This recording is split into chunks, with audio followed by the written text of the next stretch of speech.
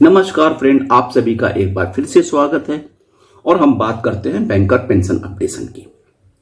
Friends, पिछले कुछ दिनों में ऐसी घटनाएं हुई, ऐसे इंसिडेंट्स हुए जो हमारे लेटेस्ट अपडेट्स आए, जिससे हमें क्या लगता है, क्या इंडिकेशंस हैं कि हम इसको क्या ट्रीट करें।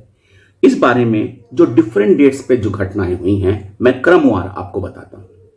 फिर आरबीआई फॉर्मूले पे क्या पॉइंट्स हैं और फिर क्या हम जो हमारे डेलीगेटी, जो हमारे जो रिटायर्ड जो लीडर्स हैं, वो श्री मोहन भागवत से जो मुलाकात की, उसके क्या मायने हैं, क्या रिजल्ट हो सकते हैं। बात करते हैं शुरुआत हम घटना 13 अप्रैल को। 13 अप्रैल 23। It is a simultaneous move. Government of India has also constituted a committee as directed by the Honorable Delhi High Court, writ petition number 9679/2016, SBI versus Group of Pensioner on 30th April 23. 13 अप्रैल को Delhi high court ने direction दिया और उसके हिसाब से 14 जून को ministry of finance के एक नोटिफिकेशन से एक कमेटी कॉन्स्टिट्यूट की गई जो एसबीआई पेंशनर के ग्रीवांसेस के बारे में अपना रिपोर्ट देगी। इन द मीन टाइम 21 जून को एक नोटिफिकेशन डीएफएस का आया, जिसमें आरबीआई पेंशनर्स के जो 1 नवंबर 2017 के बाद रिटायरीज थे, उनका पेंशन रिवाइज किया गया। जो लोड फैक्टर था 1.63 विदाउट एरियर, ये नया नोटिफिकेशन आया। फिर 28/6 को Shri SB Butolia, president eastern Maharashtra bank retiree association Mumbai, जो एआईबीआरएफ से संलग्न है, उन्होंने उनकी मुलाकात मोहन भागवत जी से हुई, जो आरएसएस के चीफ है, और उनकी मुलाकात हुई और उसका जो एक पत्र का अंश मैं आपको पढ़ के इसलिए बताना चाहता हूं कि उसमें कुछ तथ्य नजर आते हैं। Dear all, after 1 month waiting, today at 6:30 PM, यानी कि 28 जून को, met RSS Chief Sri Mohan Bhagwat at Nagpur. I raised the issue of pension updation and submitted a precise note on the matter. He gave a very patient hearing and acknowledged the plight of the bank pensioner. A copy of our memorandum has also been submitted. In his words, this should have been settled quite earlier. He, however, assured that he will take up the matter of pension updation at the appropriate level and assured us relief as early as possible. This is an insurance from the power center in India today. I am convinced the matter will now get proper momentum. Photography is provided in the entire RSS headquarters. Shri SB Butolia, President, Eastern Maharashtra Bank Retirees Association, Mumbai, 28 जून 23। ये घटना 28 जून को हुई।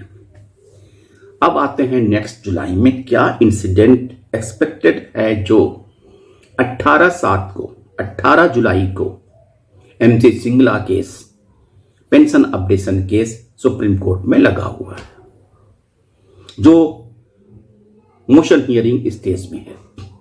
इसका क्या आगे result होगा, ये पता चलेगा। 21 जुलाई को जो एसबीआई ने कमेटी कॉन्स्टिट्यूट की है, उसका रिजल्ट आना है, उसका रिपोर्ट आना है 21 जुलाई को। फिर 31 जुलाई को ये दिल्ली हाई कोर्ट ने जिसके डायरेक्शन पर कमेटी कॉन्स्टिट्यूट की गई है एसबीआई पेंशनर्स के लिए, उसका हियरिंग 31 जुलाई को है। आपको बता दो, इन द मीन टाइम हमारे कुछ पेंशन एक्टिविस्ट ने जिससे हमारे बातचीत होती रहती है या तो आप हमारे संपर्क में रहते हैं।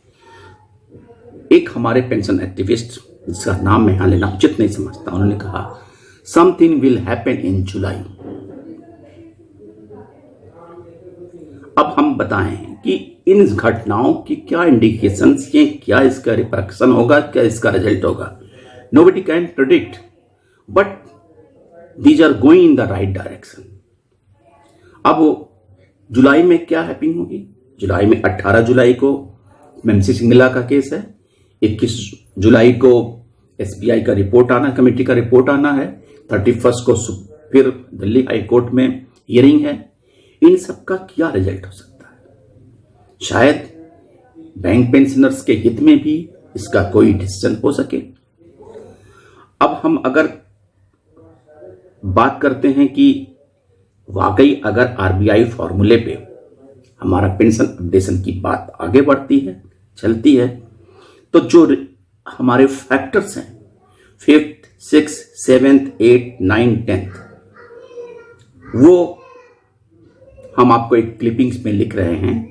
5th बाइपार्टाइट से 19.90, 6th बाइपार्टाइट से 9.43, 7th बाइपार्टाइट से 5.83, 8th बाइपार्टाइट से 3.91 एंड 9th बाइपार्टाइट से 2.85, 10th बाइपार्टाइट से 1.63।